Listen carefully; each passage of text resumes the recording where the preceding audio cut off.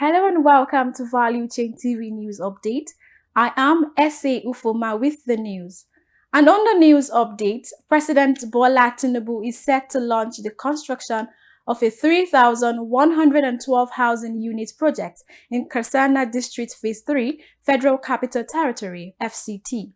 This was revealed in a statement on the Ministry of Housing and Urban Development official X handle.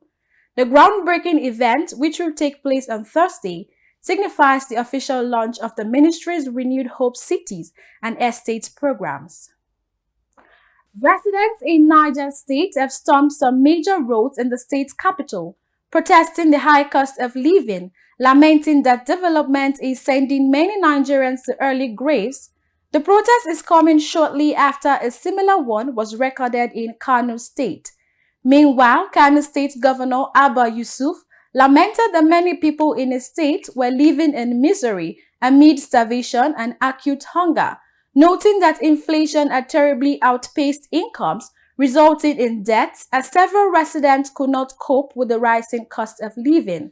This comes even as the special advisor of the President on Information and Strategy, Mr. Yusuf Onanuga, claimed that Nigerians are enjoying the lowest living costs in Africa. Value Chain asks some Nigerians other thoughts on this.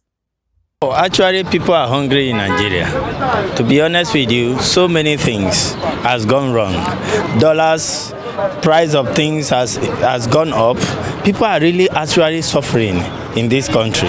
If you go to places these days, like transport, we used to go before, the place we used to use transport for 200 naira now is 500 naira, 600 naira with a bag. You understand? By the time you collect salary of 50,000, 70,000, you use it for transport. Feeding is not there. Feeding these days, you can't see a plate of food of 1,000 anymore. So people are really suffering. Government should look into it. Government should do something. You know, the inflation of dollars is really helping, is really contribute a lot to the suffering that people are suffering in this country. If the dollar can be adjusted, it's very, very much appreciated. First thing first, I would like to say about the issue of poverty. It has been there for a long time. So it's not about the federal government now. It's about the people knowing the issue, identifying the issue, and looking for a way to solve it themselves. Yes, the federal government might be saying all these things, but it doesn't really matter, because even if the federal government comes out today and say we want to start sharing money, some people will still not get the money. So it's left for people, we as one people, to decide that we want to fight these things together. And how do we do that? We show love to each other. You have an opportunity that comes around and you see this person is worthy to take the opportunity, and you give the person to help the person solve some financial problems. That is how we fight poverty, little by little. You can't just wake up and overcome poverty. What government made for people is not what people want. You understand?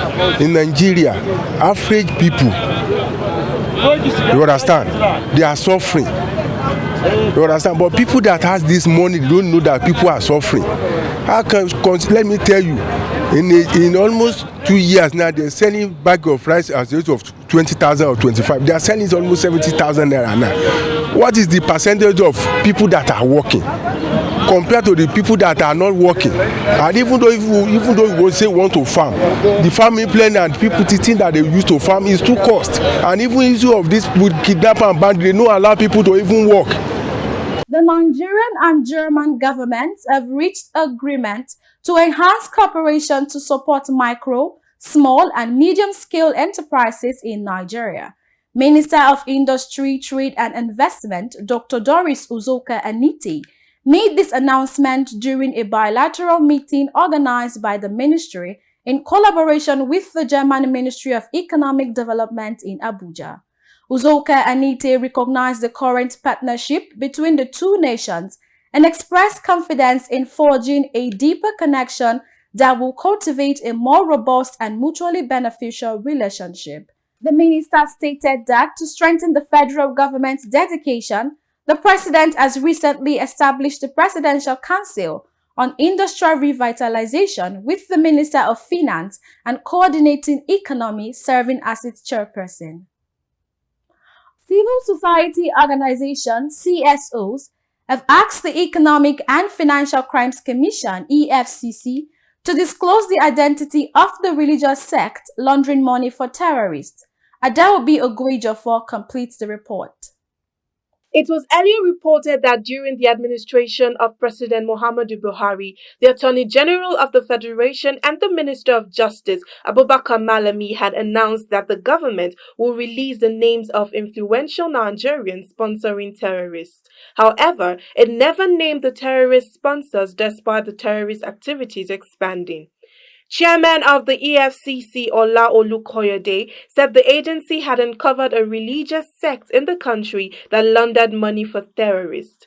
There have been recent calls on President Bola Ahmed Tinubu to name the sponsors of terrorism in Nigeria, with the allegations that a former Chief of Army Staff, Lieutenant General Ibrahim Attahiru, was eliminated because of his stand against terrorists and their sponsors. The call to EFCC to openly name perpetrators follows a trend that has widely been described as ambiguous on account of anonymity whenever the Commission makes heavy allegations such as these public. For Value Chain TV, Adaobi Ogwejofor reporting. The Nigerian National Petroleum Company Limited has said it is working in collaboration with the United States Department of State and International Management consultancy firm Deloitte to meet its net zero carbon goals. NNPCL is set to embark on a project aimed at reducing the emission of methane and other greenhouse gases from its upstream operations. For the Oil and Gas Methane Regulation 2023, Nigeria aims to eliminate gas flaring by 2030 and reduce fugitive emissions by 95% by 2050. Nigerians in South Africa have been cautioned against wild jubilation if the Super Eagles defeat the Bafana Bafana of South Africa in the ongoing African Cup of Nations. The warning was issued in a statement by the Nigeria High Commission in South Africa, urging Nigerians to be law-abiding before, during, and after the football match. Some Nigerians have reacted to this advice. The African Cup of Nations has gotten to the crucial stage where the Nigerian Super Eagles will be locking arms with Bafana Bafana of South Africa.